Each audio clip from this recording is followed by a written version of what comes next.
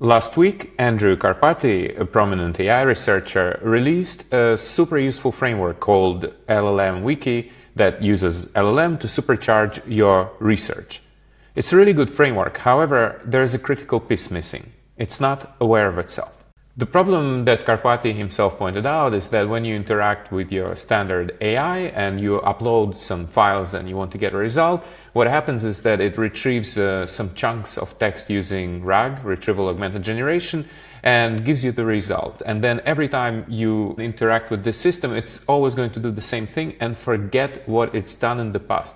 So you don't have a knowledge base that is evolving with you. Andrew Karpathy proposed to resolve this problem by building so-called LLM Wiki, which you can open in any IDE or Obsidian, that basically retrieves all your raw papers or notes, organizes them in a folder, which we call raw folder here, and then it generates a wiki where it lists all the concepts and the connections between them, the main ideas. So it creates an organization for your knowledge, and then you can use this structure to then interact with it and to generate insight.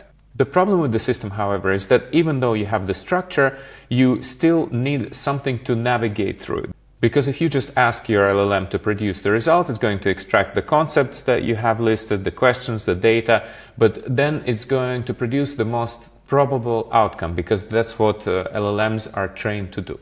This is where knowledge graphs can be very useful. For the last 10 years, I've been working on InfraNodus, a knowledge graph visualization tool that represents ideas as network and then applies graph science metrics to identify the main ideas and clusters of them inside, but most importantly, identify the gaps in your knowledge, which you can then use to generate new ideas. So I'm going to show you how you can augment this LLM wiki with knowledge graphs so that you can generate much more pertinent insights and so that you can direct your LLM's thinking through that structure that it created. I'll just show you a couple of things it can do, and then I'm going to demonstrate how you can set the whole system up from zero. So let me show you here. I have an already prepared wiki that I made from my documents on a research topic I'm working on. And what I did first is that I ingested all my papers into the raw folder here, which you can see some papers here, some notes that I have on different topics and so on.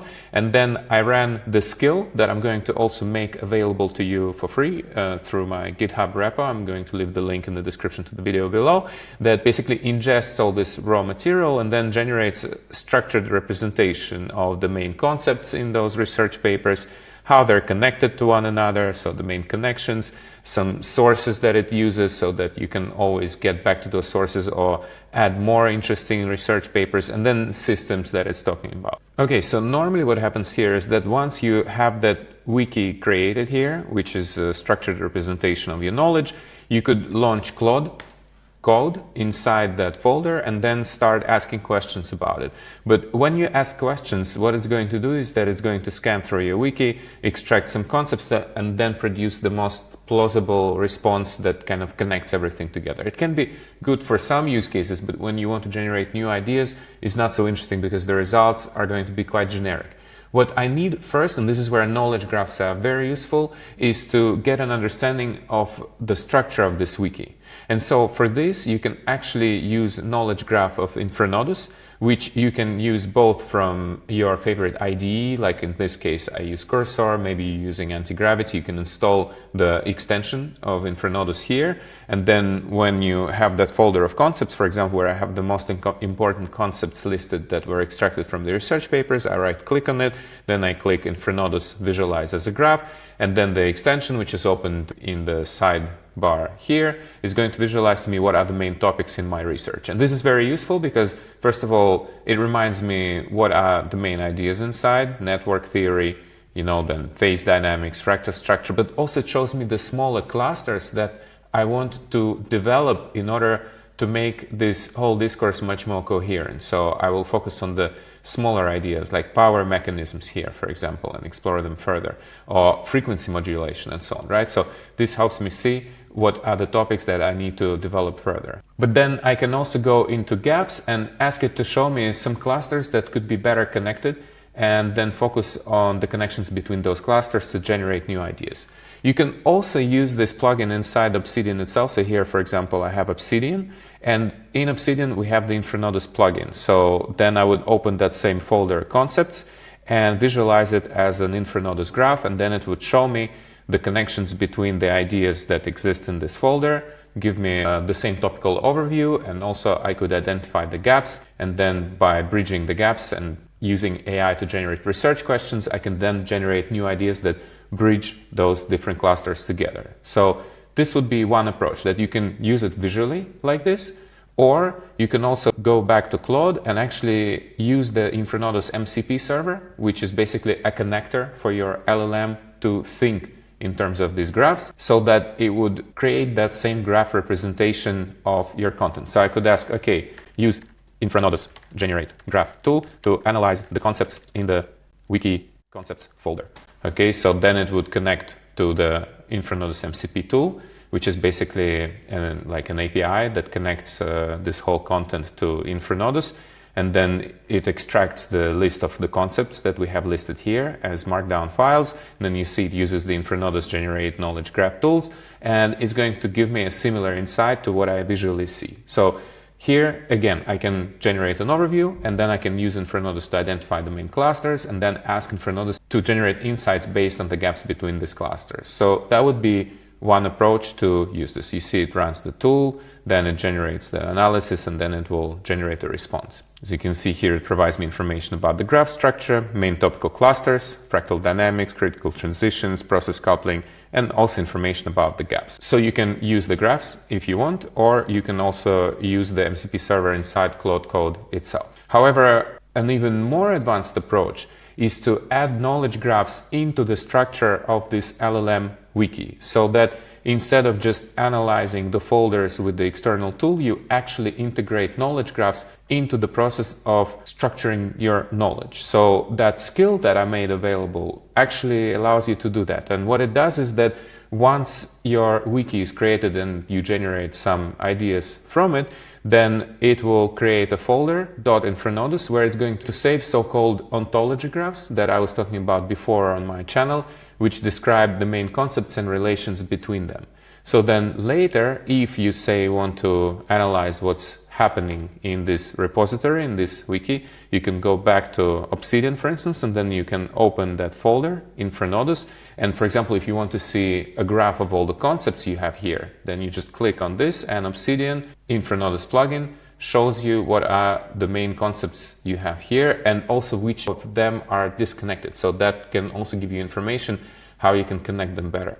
So for example, you can see like, okay, you have synchronization patterns here, but they're not so connected to, for example, fractal networks. So you select these two, and then you generate an interesting question that can link them together. And this will give you an idea for how you can link disconnected clusters of your knowledge and make your whole research much more coherent and interconnected, which can be very useful for improving its structure. Okay, so this would be another approach how you could use it. You generate InfraNodus ontology graphs for everything that it does, so it's some kind of living memory of what's happening in the system, and then every time you come back to it, Claude or whatever system you use will have access to this system of rules of how the concepts connect in your wiki, and then it will be able to extract them and generate some interesting ideas from them. So that would be another deeper approach where you integrate knowledge graphs into the actual LLM wiki.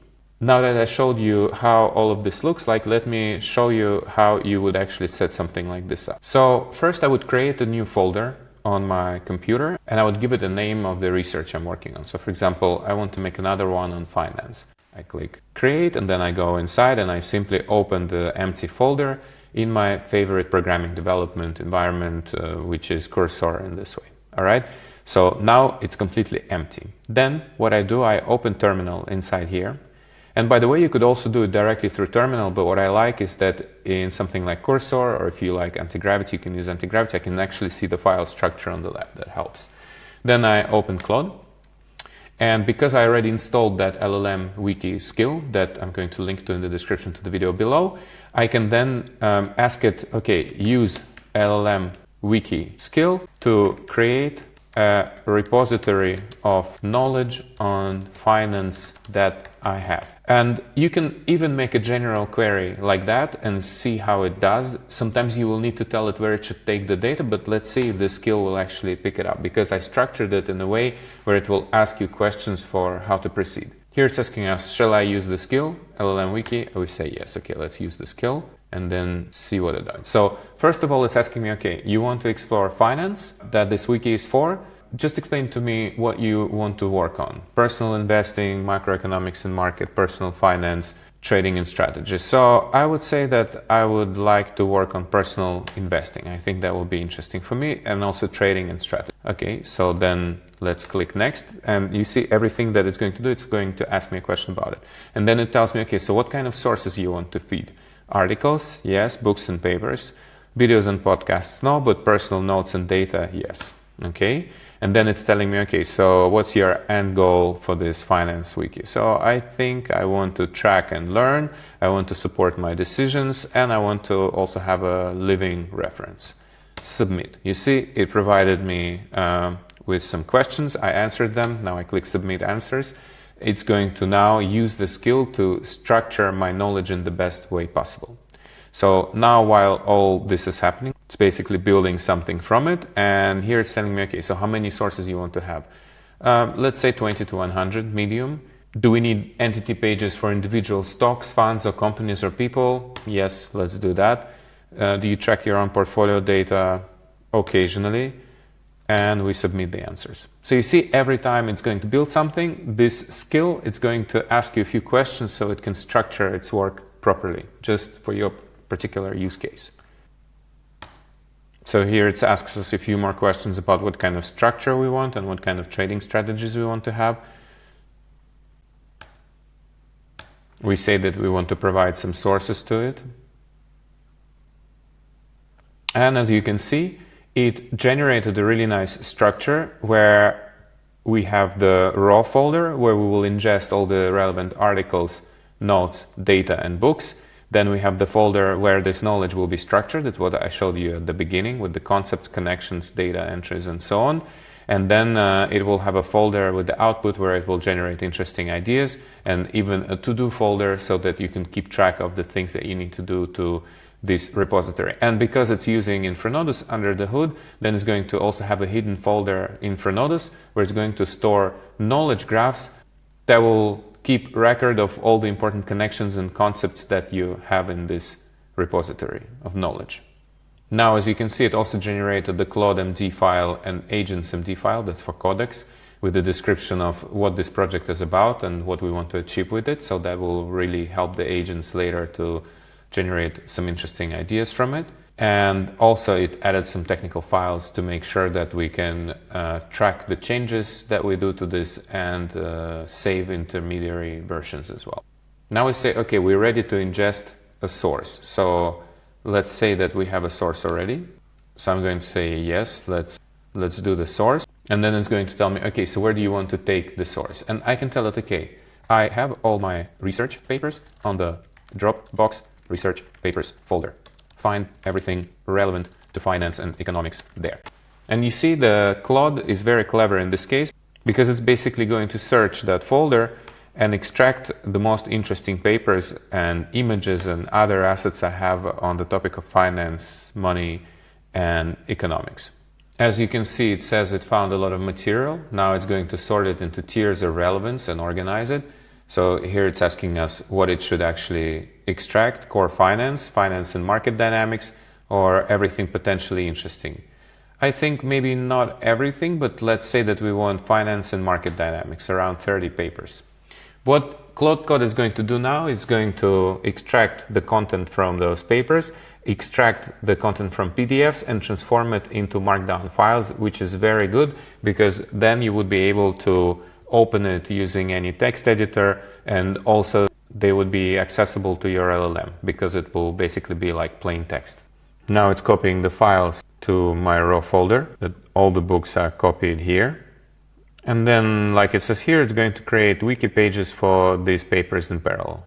If we go into wiki, we see that now it has the folder with sources and it's adding paper by paper into that folder. And here we have a summary of the paper. We have some key takeaways from each paper, some data and evidence, and also relevance, quotes, and links to important concepts and ideas that are present in this paper. So it's creating an interconnected structure of the main ideas that relate to this project, which is really great, and it would take you hours or even days to do that manually. Our end goal here is to extract some interesting insights, so this is why having this structure is going to be very useful. What happened now here is that from these papers that it found were relevant, it extracted a list of concepts and also a list of connections. And that already creates a really nice structure for our LLMs to use inside Claude in order to generate some interesting insights for us. While it's doing this job, we can actually use the InfraNodus extension that I have installed into my cursor in order to see the content of every page that we have generated here. So for example, here I have a page on balance of payments. If I want to see what it's about, I can right click, then click InfraNodus visualize as a graph, and then it will generate for me a really nice visual overview of the main ideas in this summary of the concept of balance of payments. It's about capital dynamics, exchange flow, investment trends, market insight, and so on. If I open the bond one, then if I right click on that, I can then visualize the main concepts there. So as you can see, you're actually creating a really nice visual representation of the main ideas. And if I want to see how all of my concepts connect, while of course Claude will create some connections for me, if I don't want to rely on AI to do that, I can right click on the whole folder, then click visualize as a graph. And what's going to happen here is that InfraNodus will visualize all the concepts from all these different files and show me what are the most important topics. So I can see there's a lot on bond returns and financial flows, but for example, very little on equity analysis or regression analysis. And if I decide that maybe regression analysis is quite important because it will provide me a framework through which I can analyze financial data, then it's going to be quite important and I should develop this cluster more. So you see already just from this visualization that is happening live as LLM is building that knowledge base, I can already optimize it by understanding which topics I should develop more, what kind of sources I should seek to make that more coherent and interconnected. And if I go into the gaps analysis here, I can also see which topics are not so well connected. And then using this AI advice button, I can generate a question, which is like an advanced prompt that I can feed back to my Claude by selecting it and pasting it here. That will enable Claude to understand a little bit better how it can develop ideas further. So it's pretty interesting because not only you get a really nice visual overview of what's happening in your folders as LLM is building this wiki, but you can already optimize it by identifying the clusters that are underdeveloped and that you want to develop further, or finding the gaps that you want to bridge with new ideas. Actually, let me show you how that would work in practice. So here I have a gap identified in the folder on concepts, and InfraNodus shows me that there is a cluster on financial flows and on regression analysis. There is a gap between them. So what I can do is I can click on the question here, and then it's going to find me the statements from the folder of concepts that could be better connected. And here it provides these two statements to me. But then there is also the InfraNodus log, which is basically a prompt that uses the underlying graph that I can use to generate some interesting insights. So I'm going to copy that prompt with the underlying graph structure that shows the two clusters and the possible connections between them.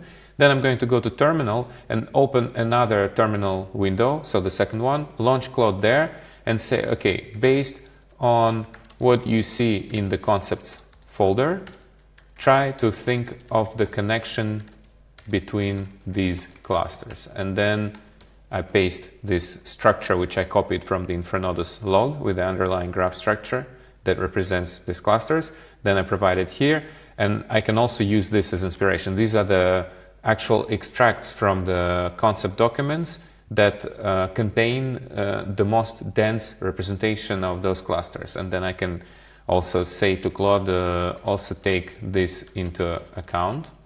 Okay, then I provide the statements, and then you see now it's going to basically use this structural information. So I point LLM's attention to the gap that exists. I provided the underlying structure, I give it some context, and then I say, okay, use the documents in the concepts folder in order to generate an interesting idea that would connect these ideas together. How does regression analysis connect to financial flow?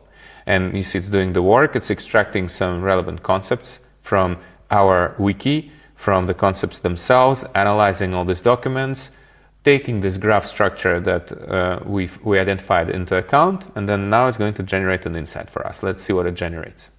So as you can see here, based on this gap, after doing some research, it identifies a potential research question.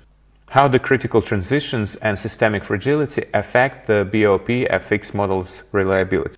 And it tells us, do you want me to create a connection page or question page to capture any of these insights? Yes, let's add the question and add it into to-do list because we want to research it further later, right? So now it will use that question that it extracted, that found the gap, identified the gap, generated an interesting research question, and then it's going to add that question into our to-dos list so that we can later explore it either manually or automatically using AI and kind of like focus on something which is not yet explored in the literature, but that touches upon the topics that the literature is talking about. So we know that we will have good quality source material to work with, but we will actually come up with something new. And that can be interesting for us because we will link these ideas in new ways. So here it added this into to-do. And if we look at the wiki, we now see that we have the concepts, we have connections between some of the concepts, we have also important entities, and we have some research questions that we are adding that will enable us to then guide our research and explore the connections between the topics that are not connected yet. So then we'll be sure to generate new insights this way. So this is how the system works in a nutshell. I know it's a lot to ingest, but what I recommend you to do is just to install the skill and to try it for one of the projects you have, so you can test run it yourself with your own data and see what kind of insights it can generate for you. And if you see that you want this model to work differently, you can always modify that skill and add some changes into it that will suit your workflow better. And once you have something like this generated, you can interact with it using Claude Code, using your favorite IDE, or you can even go back inside Obsidian and you will have that structure represented here. So you can use the more traditional Obsidian structure to navigate through this data, visualize the connections between different ideas, and see how you can link them together in new ways. So you have Obsidian as a viewer of this information, including the InfraNodus Graph View plugin, or you have a more low-level representation here where you use Claude or your favorite AI in order to interact with this data and to generate new ideas from it. And you have the graph available here, which you can use to also visualize this knowledge, to find gaps inside and to see what the main concepts are and how they relate to one another. And finally, you can use the InfraNodus MCP server inside Claude Code itself in order to generate knowledge graphs and to save them into the InfraNodus folder so that you have an ongoing memory of the conversations you're having. So here, if I want to create such graph, I can go back to the first discussion we had, where it ingested 20 papers on the topic. It says the wiki is ready to use. Open the finance folder as a vault, and then when you start querying it, ingesting new sources, a gap analysis if you like. So for example, now I can say, okay, now that this whole wiki is ready, run gap analysis on it. And then look what happens here. It's basically going to do the same thing that I do in the graph when I choose gaps, but now it's going to read through the main concepts that it ingested, and then it's going to launch the InfraNodus gap analysis tool in order to generate the clusters that could be better connected and then help us generate new ideas from them. So you see here it says, let me run the InfraNodus analysis directly on the wiki content to identify structural gaps. So it first gathers all the wiki content from all the files that it saved into the wiki here. It will then create a query for them. Now, as you can see, it created the full wiki text, and then it's going to use the InfraNodus generate content gaps tool via the MCP server that is connected to my Claude Code.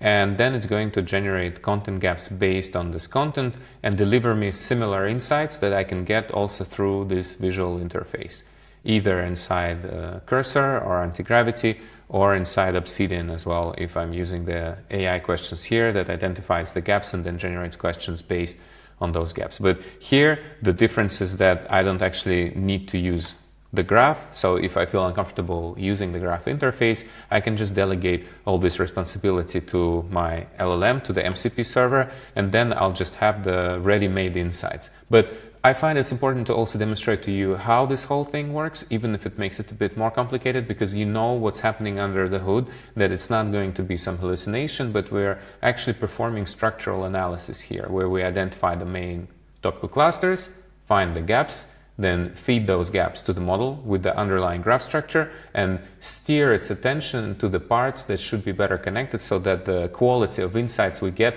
are much less generic and much more original.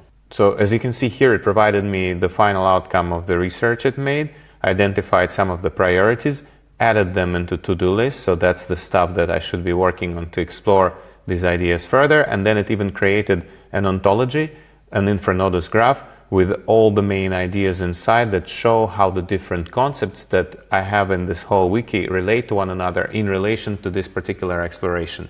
So that next time when I will be talking to this folder through Claude Code or through any other tool, LLM will have access not only to the whole wiki structure, but also to all the relations and ideas inside it. And it will have a much more precise understanding of how all of these concepts relate, and also what questions I should be working on to have this knowledge evolve further.